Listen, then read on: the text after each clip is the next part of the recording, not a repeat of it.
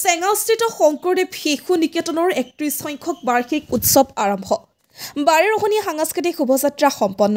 প্ৰয়াত অশোকানন্দ চৌধুৰী সোঁৱৰণত বৰপেটা জিলাৰ চেঙাত স্থাপিত শংকৰদেৱ শিশু নিকেতনৰ ৩১ সংখ্যক বাৰ্ষিক উৎসৱ সাংস্কৃতিক প্ৰতিযোগিতা আৰু বঁটা বিতৰণী অনুষ্ঠান সোমবাৰৰ পৰা ৪ দিনীয়াকৈ অনুষ্ঠিত হৈছে। ৬ জানুৱাৰীৰ পৰা ৯ জানুৱাৰীলৈ চলিব লগা এই বাৰ্ষিক উৎসৱত প্ৰথম দিনাই অনুষ্ঠিত হয় সাংস্কৃতিক শোভাযাত্ৰা। সাংস্কৃতিক শোভাযাত্ৰা উদ্বোধন কৰে তাৰাবাৰী আৰক্ষী থানাৰ ভাৰপ্ৰাপ্ত আৰক্ষী বিষয়া মৃণাল শৰ্মাই। সাংস্কৃতিক শোভাযাত্ৰাত ছাত্ৰ ছাত্ৰীসকলে বিভিন্ন জাতি জনগোষ্ঠীৰ পৰম্পৰাগত সাজপাৰৰ লগতে কলা সংস্কৃতিৰ প্ৰতিচ্ছবি দাঙি ধৰে। ইয়াৰ পূৰ্বে পতাকা উত্তোলন কৰে নিকেতনখনৰ পৰিচালনা সমিতিৰ সভাপতি সত্যেন্দ্ৰনাথ পাঠকে। বন্দনা কাৰ্যসূচীত বন্তি প্ৰজ্বলন কৰে নিকেতনখনৰ পৰিচালনা সমিতিৰ সম্পাদক ৰোহিণী কুমাৰ দাসে। পতাকা উত্তোলন আৰু বন্তি প্ৰজ্বলন অনুষ্ঠানৰ অধ্যয় নিকেতনখনৰ প্ৰধান আচাৰ্য প্ৰদীপ দেৱ বায়নে। বৰপেটা চেঙাৰ পৰা লাচিত বায়নৰ report, north east frontier news. আজি প্ৰয়াত অশোকানন্দ চৌধুৰীৰ সোঁৱৰণত শংকৰদেৱ শিশু নিকেতনৰ চেঙাৰ ৪ দিনীয়াকৈ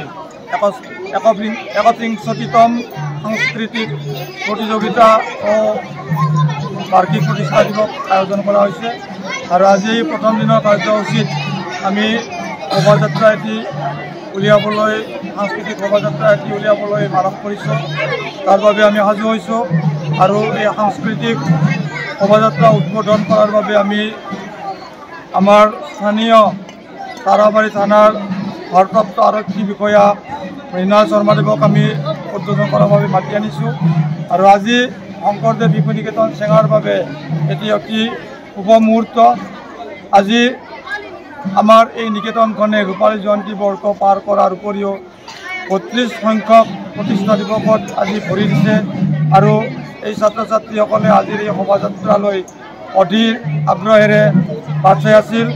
আমি আশা কৰিছোঁ আমাৰ এই শোভাযাত্ৰাৰ জৰিয়তে বা ৪ দিনীয়া কাৰ্যসূচীৰে নিকেতনখনৰ সকলো দিশ আমি সমাজৰ আগত দাঙি ধৰিব পাৰিম আৰু লগতে আমাৰ সকলো কাৰ্যসূচীৰ সফল সামৰণি হ'ব বুলি কামনা কৰিছোঁ।